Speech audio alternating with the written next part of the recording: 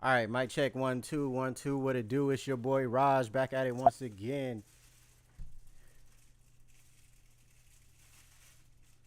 Back at it once again. Once again, we right back at it. This is A&N Sports. Welcome to A&N Sports. This is a little something different that I'm gonna be adding to the lineup. I'm gonna be adding to the lineup. We got the poetry corner, we got the learning lab, and now we got A&N Sports. And this particular version is going to be Let's Talk Hornets. Let's Talk Hornets by A&N, presented to you by A&N Sports. I have a bunch of different teams up here. I got the Carolina Panthers. My dad is a diehard Carolina Panthers fan. I got the Denver Broncos. That's my squad. And then, of course, I got the Charlotte Hornets. And then we got some more teams coming as well, college teams. Um, and basically, all of these teams are going to be teams that I'm either a fan of or associated with in some way. Um, and we just gonna keep it to those particular teams because I'm not gonna sit here and talk about everybody. You know what I'm saying? I'm just gonna talk about the teams that I care about. And that's how we gonna do it. Um, so this particular episode, we are talking about the Miles Bridges trade. So we talking about the Miles Bridges trade. The last time we talked about the LaMelo trade, um, and I kind of gave my take on the LaMelo trade and why it was a bittersweet trade for us and why we were moving in the right direction with that trade. A lot of people were upset about it, but I gave my take in saying, LaMelo has been injured a lot of the time, and do you really want to play? Do you really want to pay a player $40 million a year that is injured? You know what I'm saying? Do you really want to? Do you really want to have that sitting on your balance, on your books, right? And you don't know, and you gotta load manage the guy, and he's a young player, and you know what I'm saying, you're managing him like he's LeBron James. You know what I'm saying? Come on, bro's not that old, bro. Bro's still young, and we're load managing him. You know what I'm saying? And we're paying him $40 million. Like, do you want to? How is that equate into championship basketball? You know what I'm saying? Yes, he's your star player, and yeah, he's a franchise guy, and you want him to, and you want, you know what I'm saying. But we're all speaking to what we want. You know what I'm saying? What we want there to be, and we have to deal with reality and not fantasy. You know what I'm saying? And the reality is that you only got 2 solid seasons from the guy. I mean, 2 full seasons. Out of what he's been playing here for 6 years. So it's like, what can you do? And then, take the investment aspect of it. You buy low and you sell high.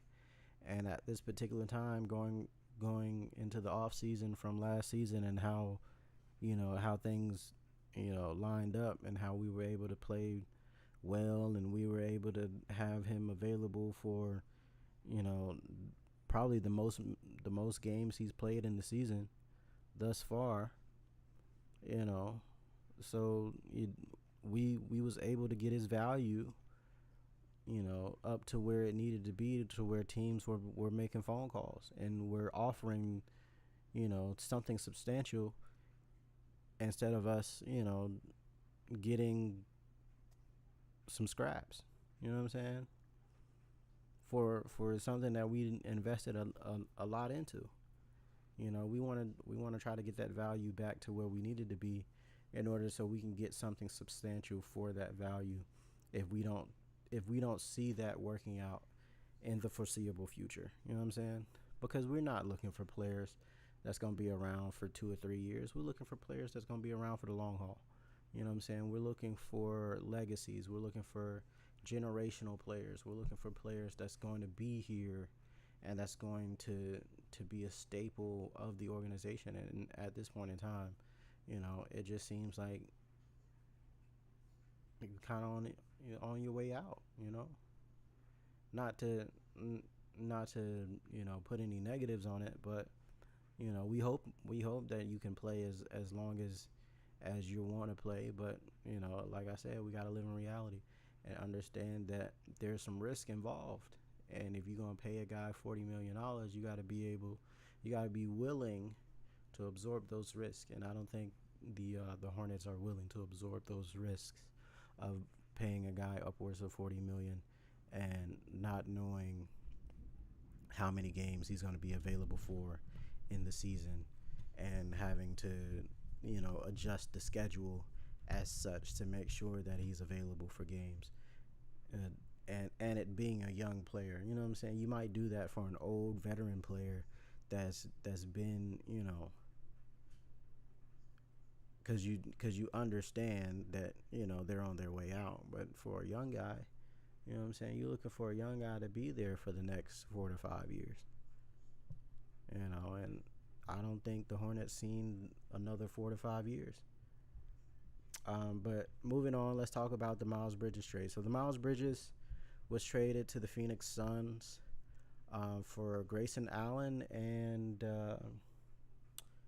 there was a first round 2033 pick and another player that came with that trade as well. Excuse me for not having the information available to me. I've done this stream once before, and the microphone was a little messed up, so I had to come back and redo it.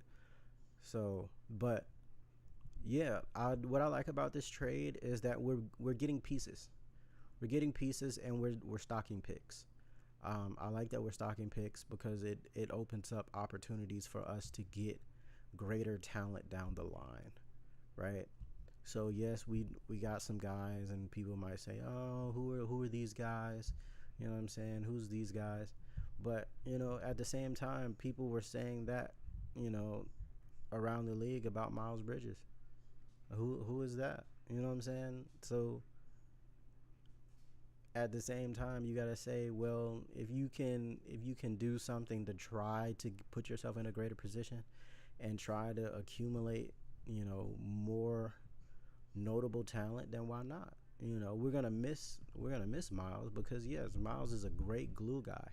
Miles is a great guy that gets in there. He gets dirty. He's not afraid to get his hands dirty. He he fights for the ball. He brings that tenacity game in and game out. You know what I'm saying? He's a hard player. He's a hard worker. You know what I'm saying? You can tell the way he carries himself. You know, he's that guy that everybody needs. He's that Draymond Green. He's that Isaiah Stewart. You know, even going back to their battle during the season where, they got into a little scuffle. And we love that from Miles. We love that tenacity and that grit and that hard-nosed basketball that we get from Miles Bridges. But at the same time, we're trying to move into a direction of we need championship caliber talent. And though we love Miles Bridges, there's levels. You know what I'm saying? Especially playing at the four, there's levels. You know what I'm saying? Where you got guys out there like Giannis Antetokounmpo. You know what I'm saying? And you got guys out there that are starting that are in a whole nother league. They're in a whole nother class, and you can't. You know what I'm saying? And we're not gonna ask Miles Bridges to come off the bench for the Hornets. You know what I'm saying? That's ridiculous. But on a different team, around a different level of talent, he's gonna have to come off the bench. Um, and he might be the sixth man, but we need starting talent. We need starting talent that's comparable of what the league has been evolving to. You know what I'm saying? We need a Giannis level talent. We need a LeBron level talent. We need a Kawhi level talent. You know what I'm saying? We need a solid star, a solid franchise player, especially at that position. And Miles was a bit undersized, and we need some bigger guys at that position. And we went and picked up some nice pieces. We went and got Nas Reed from the LaMelo trade. which is a great pickup to give us some size there in the middle. We also got Musa Diabate. We got Ryan Kalkbrenner. We went and got Han Steinbeck to give us some more size at that position. So we're trying to find some more size, some bigger guys to fill in that position, especially on the defensive end. Um, so hopefully we found that with the pickups that we made, and we're stocking picks so that we have more options in the future. And if I just give y'all a little bit of my personal opinion and prediction of where I think things is going, I think the Hornets are trying to acquire LeBron James. Um, I know there was a lot of news out there about the Jaylen Brown, um, about trying to get Jaylen Brown. I felt like that was cool.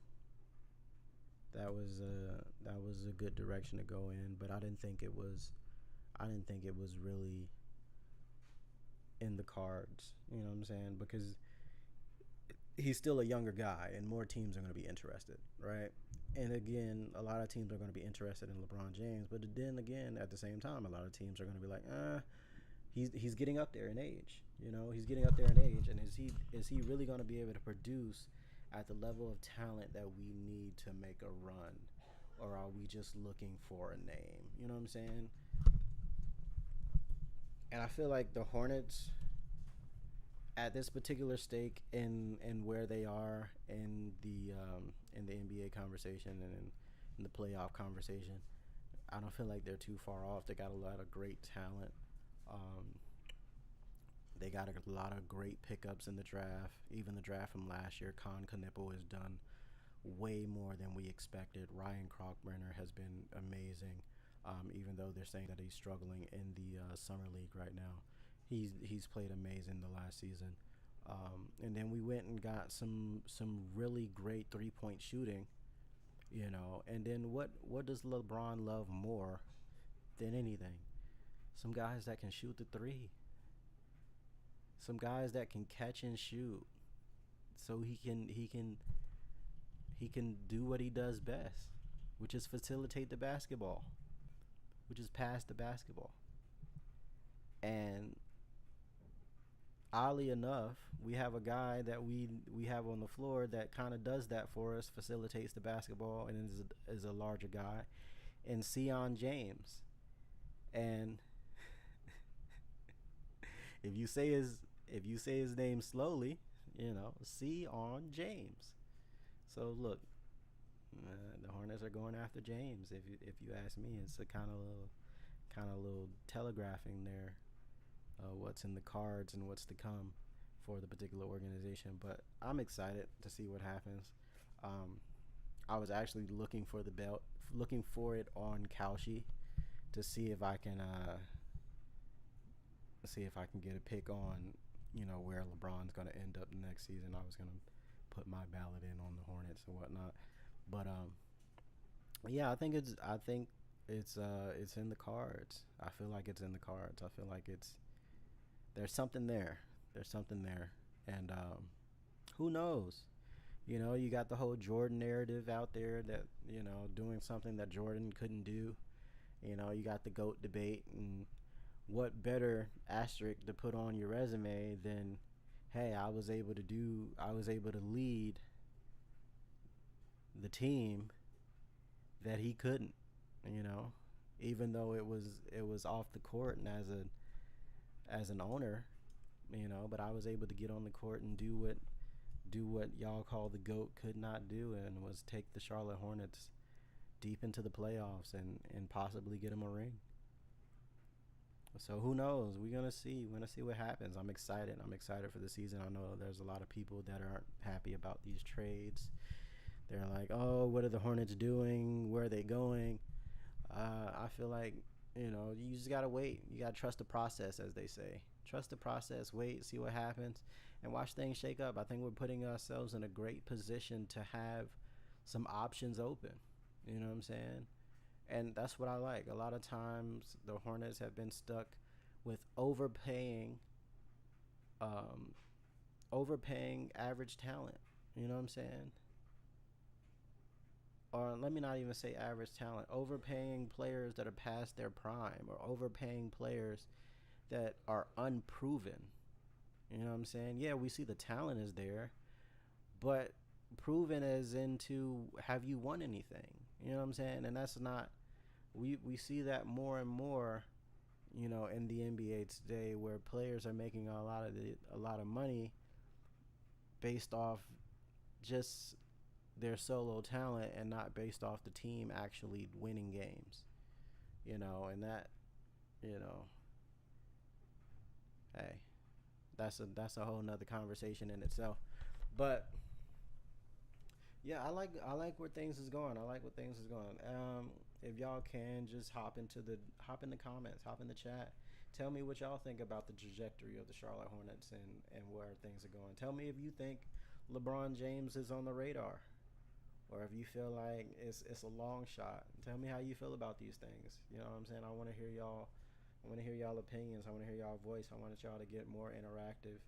And you know what I'm saying, let's get the ball rolling on the conversation and see what we can do, see how we can build the brand, and help extend the brand that is the Charlotte Hornets. Because people keep calling us a small market team. I don't know why they keep calling us that, but they keep calling us a small market king. Small market, you know what? Small market king is should be the title for the Hornets right now. We're in the small market king. They want to keep calling us a small market, because the for the past few years, Charlotte has been in the top 5 of largest growing populations in the nation, and I believe we've exceeded over 1 million people in the city of Charlotte. So I feel like Charlotte's getting big, man. And within the next 5 years, Charlotte's gonna be a major city. And then look out. You know what I'm saying? So go ahead and put Charlotte on your radar. It's growing. It's growing fast. People are moving here every single day. And you know what I'm saying, if you watch any of the videos on social media about Charlotte is full. But the growing doesn't stop. We're full, but the growing doesn't stop, and we've exceeded capacity time and time again. Plus ultra, as they say, we've been exceeding our limits time and time again, breaking through our limits time and time again, and we just gonna keep moving. We gonna keep on that trajectory, and you got to get in on the ground floor. You know what I'm saying? If you're a free agent out there, if you're looking for a place to be, if you're looking for a home, hey, put Charlotte on your radar, man. Charlotte is about to blow. Charlotte is in its boom right now, and there's still a lot of opportunity to get in while the getting is good. You know what I'm saying? There's still a lot of opportunity to get in while the getting is good, because we're still classified as a smaller market. But I guarantee you that will not be the case in the next 5 years. Charlotte will be a major city in the next 5 years. Mark my words. We're coming. We're coming. I'm trying to tell y'all, we're gonna be there. There's so much happening. There's so much going on.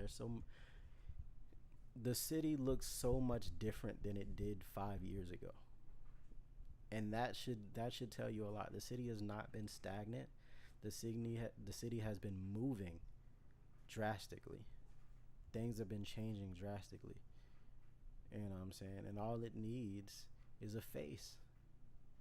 You know what I'm saying? All it needs is that extra push that we can get from some star players to come over and give us that little extra marketing, that little extra branding, that little extra boost in economics that we get from, having them be a part of the community and engaging in the community and building businesses and building partnerships. That's all it takes, and then boom, we're there. We're there.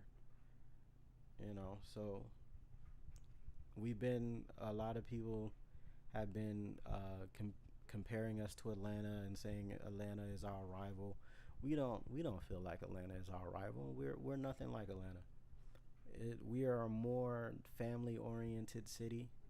I guess that's why a lot of talent don't like Charlotte as much, because there's not as much negativity to get into. I'm gonna put it like that. There's not a much negativity to get into. A lot of people say where's the function, where the party at. Um, it's that's just a lot of people looking for negativity, really. You know what I'm saying? Because there's plenty of spots to where you can lounge and have a good time, but they're looking for places to be a certain aesthetic. Let me put it that way. They're looking for a certain aesthetic, and that's not what Charlotte is, and that's not what Charlotte's about. And if you're looking for that, by all means, go to Atlanta, go to Miami, go to Memphis. If you're looking for that kind of crowd, those are the places for you to be. But if you're looking for a place to be a professional, if you're looking for a place that's going to be a delightful place to live, a delightful place to raise a family, a delightful place to where you can experience life without the negatives of a city like Atlanta, without the negatives of a city like Memphis, without the negatives of a city like New York. You know what I'm saying? There's a lot here. There's a lot of suburban areas here. There's a lot of money here. There's a lot of opportunity here. So why not give us a shot, man? Come on down. We'd love to have you. Welcome to Charlotte. Like I always say, hey, like, share, subscribe, comment. You know what I'm saying? We're gonna be doing this more and more. A&N Sports. Appreciate y'all coming out, listening to me, spending your time with me. Join me again for the Learning Lab. That's going to be on Monday. We're going to be doing some Learning Lab where I talk about different life lessons that I give to my students in the classroom. And then we're going to have the Poetry Corner come back either on Wednesday or Thursday. And I think I'm going to start doing the Poetry Corner live. Um, or I might do a little bit of both. I might do some recorded and then some live as well, just to see how things shake up, how things work. But you know what I'm saying? We're here. We're working. You know what I'm saying? I'm got different things going in motion, so we're gonna keep moving, we're gonna keep blossoming, we're gonna keep going. You know what I'm saying? That's what it's about. It's about keep going. As much as you can, keep going, keep moving, keep moving the needle as much as you can. Um, like I always say at this time, hey, be easy, my beautiful people.